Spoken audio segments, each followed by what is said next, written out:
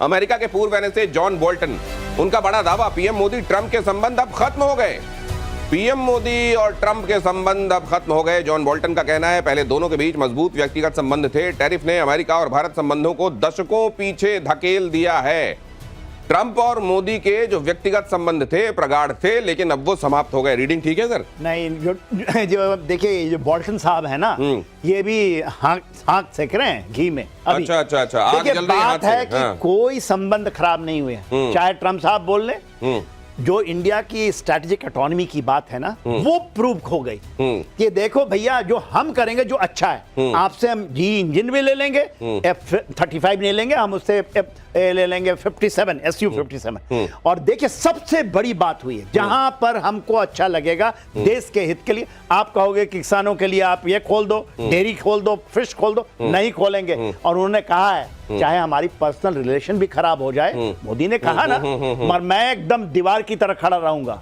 ये बात आपने देखा, उन्होंने पार्लियामेंट से ये बात कही है कि मैं अपने लोगों के लिए खड़ा रहूंगा, चाहे मेरा पर्सनल। और मैं आपको बताता हूं, कोई personal relation even Donald Trump से खराब नहीं होगा, क्योंकि ही विल सपोर्ट। देखिए, कोई भी आदमी होता है इस लेवल पे, एक स्ट्रॉन्ग पर्सनालिटी को सभी चाहते हैं। एक स्ट्रॉन्ग पर्सनालिटी को वो भी थैंक यू जरूर बोलूंगा बोल्टन साहब को पहले तो, क्योंकि वो हमारे फेवर में बात कर रहे हैं ना। अच्छा, चेक्स एंड बैलेंसेस तो होना चाहिए ना। ठीक है। और वो वही कह रहे थे, मैंने कहा था एफबीआई से रेड करवा दिया इनके ऊपर उन्होंने। इनके घर में रेड कर दिया उन्होंने, क्योंकि अब इनकी पट्टी नहीं है। 18 महीने रेड होगी क्या? देखिए, कामयाब तो वो जाने एनएसए में जब ये थे, फिर से स्टेटमेंट दे दिया उन्होंने। वो तो बता दिया। और उधर ये सिर्फ ये नहीं है, ये तो ये चलिए किसी पद पे अब नहीं है। ये तो जो सिटिंग जजेस है उनको धमका रहे हैं ट्रंप। वो उस समय अगर कोई मतलब ईश्वर के विषय में ये पता होता कि उनका एड्रेस ये है, वहां भी चिट्ठी भेज देते, सुनो मेरे हिसाब से काम करना पड़ेगा। ये देखिए क्या कह रहे हैं वो। टैरिफ पर अमेरिकी कोर्ट के जजेस से ट्रंप नाराज है। कहा, टैरिफ को वैध नहीं माना तो फिर अमेरिका की तबाही हो जाएगी। सुप्रीम कोर्ट से निचली अदालत के फैसले को पलटने का अनुरोध किया। निचली अदालत ने टैरिफ को लेकर कड़ी टिप्पणी की थी। कहा था कि ट्रंप ने इमरजेंसी पावर वाले कानून का अवैध इस्तेमाल किया है। तो खाता ना बही, जो ट्रंप कहे वो सही। अदालत को धमका रहे हैं। दुनिया के बड़े, विश्व के सर्वमान्य, सबसे ज्यादा जिनकी पॉपुलैरिटी है, उन लीडर्स को वो धमकाने में पीछे नहीं हट रहे हैं। अपनी मनमानी चला रहे हैं और कोई उनके हिसाब से उनकी मनमानी में अगर साथ नहीं दे रहा तो कह रहे हैं we have lost that particular country. ये जो रवैया है, ये कुछ एक्सपर्ट्स ये कह रहे हैं कि इसमें आप कुछ टेम डाउन होता हुआ कम से कम देखेंगे अक्टूबर तक। लेकिन इस बार जिस तरीके से उन्होंने बोहनी की है अपने इस टर्म की, एलन मस्क से कुछ ही दिन में अलगाव हो गया, किसी को कुछ समझ नहीं रहे हैं, किसी को कुछ मान नहीं रहे हैं, ऐसा लगता है पता नहीं क्या एजेंडा उनके दिमाग में चल रहा है। इधर माई वे और हाईवे वाला जो उनका हिसाब चल रहा है, इसमें क्या सर ये कंटिन्यू करेंगे या सद्बुद्धि आ जाएगी वाकई?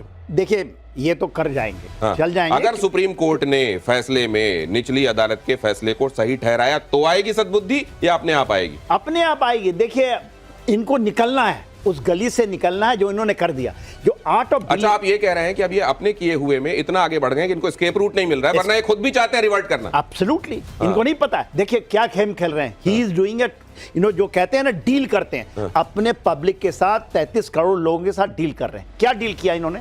हमने तो कह दिया था कि यदि हटा दोगे तो अमेरिका का जाना नीचे निहित है।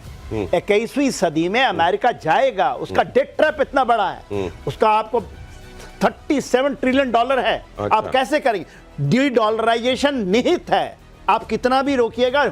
इसलिए वो गोल्ड रख रहे हैं, गोल्ड सभी ले रहे हैं। ये जो चीजें यदि हम नहीं पढ़ पाते हैं तो ये कहेंगे हमने तो बोला था कि आप या तो टैरिफ लगा दो या खत्म हो जाएगा। ओके, तो इन्होंने डील कर लिया। तो राइटिंग ऑन द वॉल जो दिखाई दे रही है उसके लिए उन्होंने ये कह दिया कि ये कर लो, वरना ट्रंप इज ग्रेट। और पहले मैंने कह दिया था। मुद्दा यही नहीं रुकता दिनेश जी, मुद्दा बहुत सारे हैं, बहुत सारे बवाल हो रहे हैं। वो आर्मी का यूज कर रहे हैं अपने जगह पर। वो कह रहे हैं कि आप लॉ एंड ऑर्डर को संभालो। वो कह रहे हैं मैं प्रेसिडेंशियल चीफ बनना चाहता हूं, नया पुलिस फोर्स बनाना चाहता हूं। वो वेनेजुएला के लोगों को हटा रहे हैं, 2,46,000 लोगों को विस्थापित कर रहे हैं। वो कह रहे हैं यहां से चले जाओ। एनिमी एक्ट के तहत उन्होंने प्रोवोक किया है उन लोगों को कि आप यहां से हटो। इसके ऊपर बवाल हो रहा है। कई तरह के लोग, कई तरह की जनता, कई तरह के लोग, कई तरह के जो राजनयिक हैं वो उसको कह रहे हैं। खाली ये टैरिफ का ही मामला नहीं है। जैसे सर ने कहा ना, चित भी मेरी पट भी मेरी, दाव खेल दिया है। टैरिफ का जादुई छड़ी मारी है। नहीं हुआ तो मान लेंगे जजों की बात, हुआ तो बहुत अच्छी बात। अगली खबर देखिए, टैरिफ पर डोनाल्ड ट्रंप ने फिर से पलटी मारी पलटी में उस्ताद है वैसे, ऐसा मत समझिए कि आप बहुत जल्दी ये पलटी नहीं मारेंगे। जापान पर टैरिफ को घटाकर 25 से 15% किया।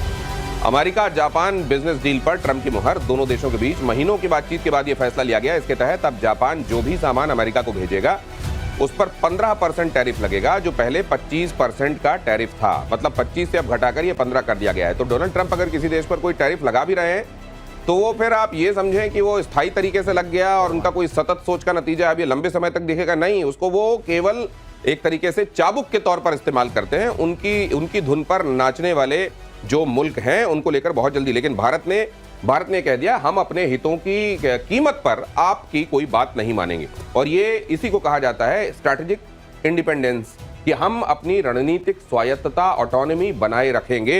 ये भारत ने कर दिया। लेकिन ये जो किया है सर जापान, क्या देखते हुए किया होगा इन्होंने? यहां से मोदी जी गए और उन्होंने कहा 10 ट्रिलियन यान 68 बिलियन भारत में हम निवेश कर रहे हैं। ये मनी तो उन्होंने अमेरिका में बोला था 550 बिलियन, और कहा था कि जहां करेंगे और जो भी मुनाफा होगा अमेरिका रख लेगा। तो उन्होंने कहा कि हम वापस आते हैं। देखिए स्लोली यदि ट्रम्प साहब रहते, इनको करना पड़ेगा, they have to go to zero, और फ्री ट्रेड तो होगा ही। ये आप देख लीजिएगा, ये 15% भी जाएगा। ये जो पहले जो भी व्यवस्थाएं थी वही आएगी। अभी आपने क्या कर लिया, हम तो तेल खरीद रहे हैं और हमें तो 5% वहां से और छूट मिल रही है, हम तो वहां से वेनेजुएला से भी लेंगे। तो देखिए डोनाल्ड ट्रंप साहब तो कहें कि हम तो पाकिस्तान से भी जाके हाथ मिला लेंगे, हम वहां करेंसी कर लेंगे। मेरा इसमें कोहेरेंस नजर नहीं आता। जब ये डोनाल्ड ट्रंप एक बार ट्वीट करते हैं, आपने देखा उनमें उन्होंने विक्ट्री डे के दिन ये ट्वीट किया कि चाइना को, लेकिन ये भी याद रखना चाहिए कि चाइना को स्वतंत्रता दिलाने के लिए या उसके संघर्षों में हमने कितना योगदान दिया। मुझे उम्मीद है कि ये भी याद रखा जाएगा। और आज जब ट्वीट करते हैं तो डीपेस्ट और डार्केस्ट विशेषणों का इस्तेमाल करते हैं चाइना के लिए। देखिए ये तो मैं कह रहा हूं, वो कह रहे हैं कभी हताशा में आ जाते हैं, कभी ऑफेंसिव पोस्चरिंग लेते हैं, पर मैं समझता हूं ना, वो शातिर खिलाड़ी हैं, व्यवसायी हैं, नपी तुली बातें करके वो चाहते हैं चित भी पट भी मेरी। वो दोनों तरफ से बात कर रहे हैं, उनको कुछ नहीं होने वाला, वो फिर वापस ऐसे रहेंगे। एक बात जापान के संदर्भ में कह दूं, भारत के प्रधानमंत्री वहां गए थे, मिसाइल उनके पास शिप्स हैं, एयरक्राफ्ट से, डिफेंसिव फोर्स थी, अमेरिका के साथ उन्होंने समझौता कर लिया था। लेकिन भारत के साथ अब उनके पास मिसाइल्स नहीं है, वो 1500 से 600 किलोमीटर तक की मिसाइल्स बनाना चाहते हैं और भारत के साथ समझौता है, भारत उनको अपनी मिसाइल्स देने वाला है अब। और जापान ने ये दिखाया, अमेरिका को उसका टैरिफ वापस करना पड़ा, क्योंकि भारत जापान के साथ जैसे ही यहाँ प्रॉक्सिमिटी, यहाँ कुर्बत बनती दिखाई दी, अमेरिका को अचानक लगा कि कहीं ऐसा ना हो कि इसके लिए भी मेरे को ट्वीट करना पड़े, वी हैव लॉस्ट जापान, और इसीलिए जल्दी से वहां पर टैरिफ कम करो भाई। अगली खबर देखिए, अमेरिका वेनेजुएला के बीच सैन्य तनाव बढ़ा। अमेरिकी युद्धपोत के ऊपर वेनेजुएला के फाइटर्स ने उड़ान भरी। यूएसएस जेसन डनहम के ऊपर 2 F-16 की उड़ान। 2 सितंबर को अमेरिका ने वेनेजुएला के शिप पर अटैक किया था। हमले में 11 ड्रग तस्कर मारे गए थे, ऐसा अमेरिका ने बताया कि ड्रग कार्टेल पर हमने स्ट्राइक किया है। अब ये देखिए, उन्हीं की दवाई उन्हीं को खिला रहा है वेनेजुएला, F-16 उन्हीं के ऊपर उड़ा रहा है, उन्हीं का F-16 है। ये जो पहले करते थे ना, धमकी दे देकर बूट्स ऑन ग्राउंड डाल नहीं सकते, हर जहाज को लेके चले जाओ, एयर में चले जाओ, उन्होंने उनके ही जहाजों के ऊपर ले आया अपना F-16। तो देखिए आज के दिन में, और क्यों मदेरो जो हैं, हाँ ये सेकंड जूनियर हैं, इनके फादर के समय भी यही था। तो ये कह देना कि नहीं ये डार्क कार्टेल चलाते, सबसे ज्यादा तेल वर्ल्ड में वही है वेनेजुएला में। भारत भी खरीद रहा है, चाइना भी पहुंच गया है, और रशिया तो उधर है ही है। अब आप इन चीजों को नहीं, पहले कर जाते थे, चाहे आप इराक में कर जाइए, कहीं इन्होंने ईरान से भी ट्राई किया है, अब आप नहीं कर सकते। ठीक है, आप भरे। देखिए डोनाल्ड ट्रंप की बात एक चीज है, उनको ये पता लग गया कि ये मेरा तो सेकंड, हम तो इससे आगे नहीं जाएंगे, तो अपने फैमिली को जितना फायदा दिला सको दिला दो, चाहे वहां पर पाकिस्तान से दिलवा दो। ये घटना मैं कहना चाहूंगा थोड़ी सी चेतावनी की घटना है, क्योंकि वॉरशिप्स के ऊपर फाइटर एयरक्राफ्ट का, आर्म फाइटर एयरक्राफ्ट का जाना एक खतरनाक एक तरीका नहीं होना चाहिए, क्योंकि इंटरनेशनल वाटर में ये शिप्स हैं, 7 से ज्यादा शिप्स हैं, इनकी एक न्यूक्लियर सबमरीन वहां पर है। For more of such videos do like, share and subscribe to ET Now Swadesh।